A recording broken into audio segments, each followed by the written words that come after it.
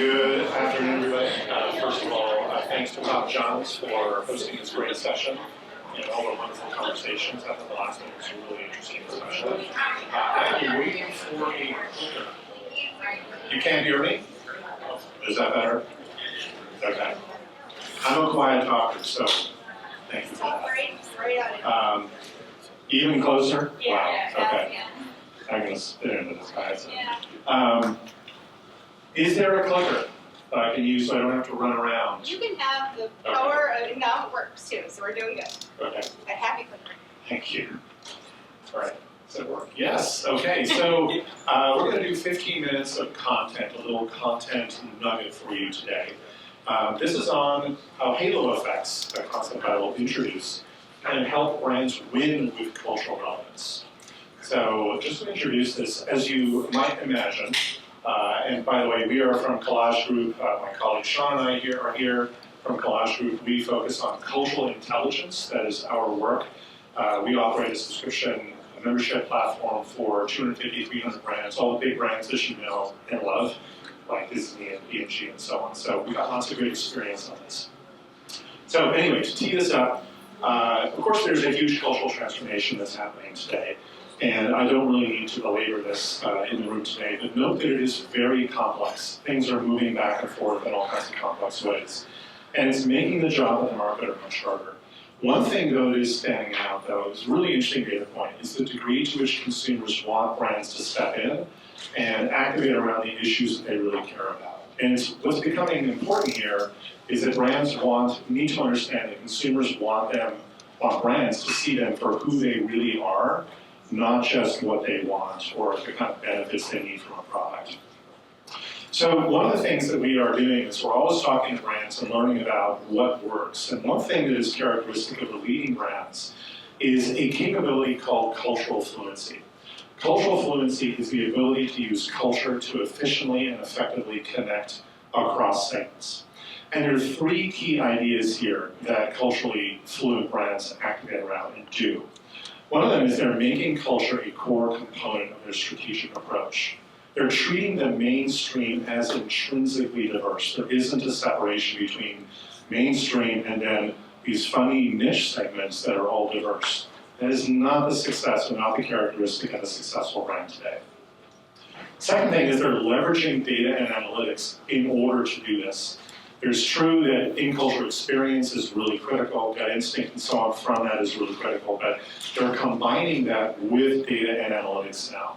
And the third thing is that they're using this concept, that halo effect, to reach consumers using culturally specific nuances, specific to one given demographic, that can actually work or export to the whole mainstream. And that's really the essence of today's conversation. So there are four key questions that brands must answer to become culturally fluent. You can see them here on this page. One is your brand unknowingly eroding in resonance? Is a competitor sourcing share from your growth consumers, taking part of your fair share? Do you know the untapped opportunities, especially in innovation, product development? And third, are you efficiently optimizing media and ad spend? And beneath it all is the question, are you armed with what you need to be culturally fluent? So we're going to talk about two little executions that address number one and number three on this. Before we do that, let's talk a little bit about how we measure cultural fluency. Actually, that's a topic that kind of came up a little bit earlier today. There was a conversation with Georgia Pacific. She introduced that they're developing some metrics around this, and it's really critical. We have kind of boiled the ocean for you, so you don't have to. We looked at dozens of metrics and looked at 20, and then combined them all in all kinds of different ways to find which combination of 6 different kind of measures of culture are most predictive of purchase intent and favorability. And you see the 6 here. So on the top there is fit. Is this product or service give me what I need? Second around on the right-hand side is relevance. Is this for people like me? And then third there, memories. So I have good memories about the brand. Fourth, does the brand share my values? Fifth, do I trust the brand? And sixth, would I be willing to advocate on behalf of the brand? So we combine these 6 components into a metric called the Brand Cultural Fluency Quotient and measure performance. So let's take a look now at the first little case study. This is a funny, wonky little video that got mangled by the Hightail file transfer. But I wanted to introduce a brand, Subaru, in the automotive industry. I'm going to play this little thing. It's probably, hopefully works here. Let's see, yes, it's actually working. Basically, our product shows lots of different brands by category. And in this, you can see those are the rank order of brands top to bottom in the automotive industry with Toyota at the top. And what you can see when you scroll down is that there are a lot of brands here, but in fact, the majority of them, about 2/3, are actually below average on the brand cultural fluency quotient. This is becoming something that is kind of a winner-takes-all characteristic of the winners, with many, many brands in any given category below the average. So just to introduce the particular story of Subaru, taking a look at the Subaru data, we can see here Subaru versus one of their competitors. And this is, they're both sort of in the middle of the pack in this whole thing. And you can see where it's red, they're doing a little bit less well, and where they're gray and dark black, they are doing better. And you can see in the vertical axis the 6 components of the brand cultural fluency quotient, and then across the top there are 6 multicultural segments, including 3 Hispanic acculturation segments. And we can look at this through any lens at all, like generations and LGBT+, and gender and parent status and all kinds of things. And you can see right away that there are a couple of issues that pop out. One is memories. It's weaker than this competitor on memories almost across the board. The second thing is that they are weaker on the Hispanic bicultural and unacculturated segments than their competitor. So this is the question, what do they do about this?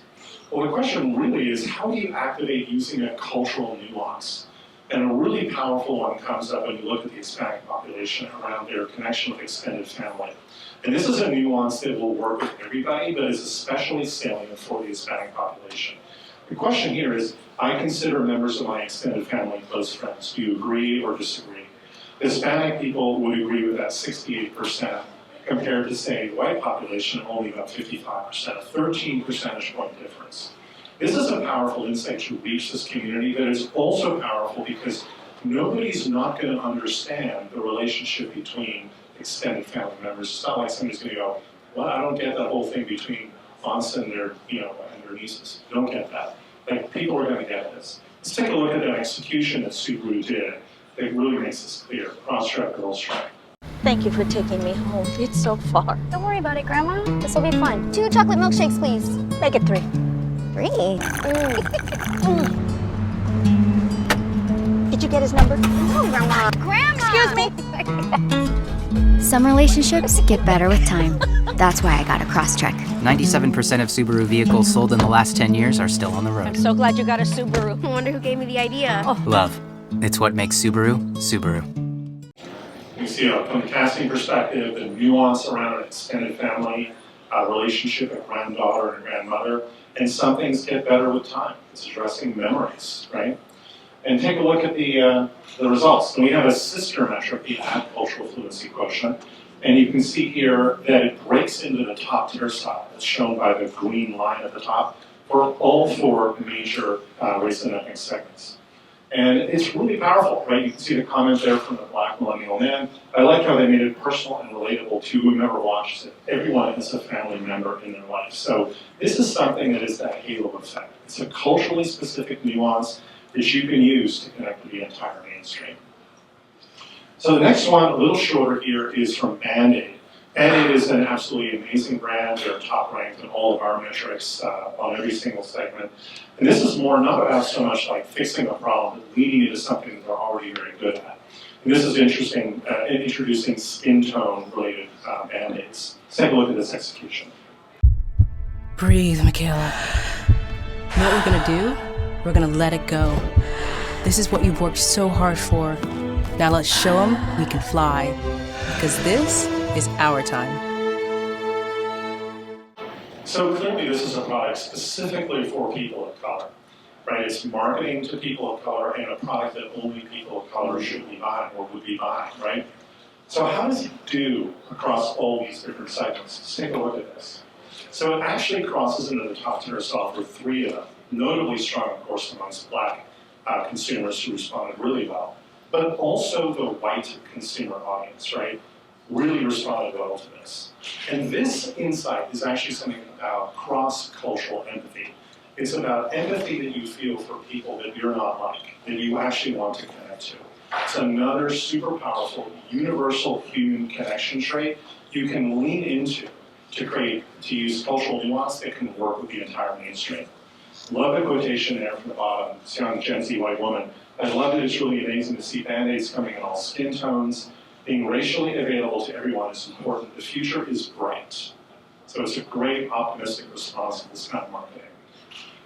So with that, I'm going to close this one chart here. Basically, you can use this to consider any campaign you might be working on. Call it the Cultural Fluency Assessment Framework.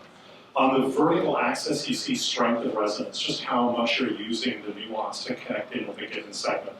On the horizontal axis below, you see on the left-hand side that it's only for a given target segment, and on the right-hand side, it's trying to reach all segments.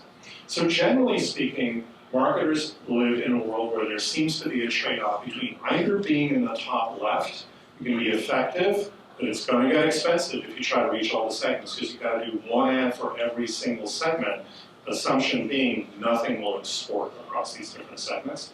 Or you play it safe and you go culturally generic, which is increasingly perceived by consumers as ineffective and inauthentic, right? So the question is, how do you break this trade-off? And that's where the halo effects come in. Halo effects are super powerful because they're high ROI. You can create campaigns that target a particular demographic with cultural nuance in ways that will reach the whole mainstream. That is the essence of good business decision making. So with that, that's it. If you want to learn more, happy to talk to you whenever, networking or over dinner. My colleague Sean here as well. Happy to connect, and if you want to just take a picture of the QR code and schedule a demo, by all means do that as well. So with that, I don't know how much time I have, or whether I'm still. I have one question. You have 1 minute. I have 1 minute. Anyone want to ask a 1 second question for a 1 minute answer? Yes. Does your approach vary? This is very product centric, but if you Hold on think a about, second. No, actually, what I just. yeah, I was just going to say this is great, by the way. And when you think about it from a product standpoint, totally makes sense. Do you vary it at all when you think about it from an experience standpoint, and especially how your customer service would come to life as part of your key pillars? Actually, not that much. When we do the surveying for this, we do have distinctly different questions for experience brands. So like a cruise line or a hotel, a little bit different question formulation for the services brand. And then of course, there's one that's much more product centric for the CPG. But generally speaking, that only affects the fit part of the question, which is is this really giving me what I need? The rest of the questions are the same. So nobody needs to like relevance for people like me. That doesn't change by whether something is a service or an experience. It's a very basic framework that means you can compare across any different category. So you can look at yourself versus the best out there. You don't have to think about it only as a category comparison. All right, I think I'm going to get whisked off stage here, and I'll turn it over to the Innovators team. Oh, there we go. Okay. Thank you so much. There you go. There you go. Thank you very much. Thank you.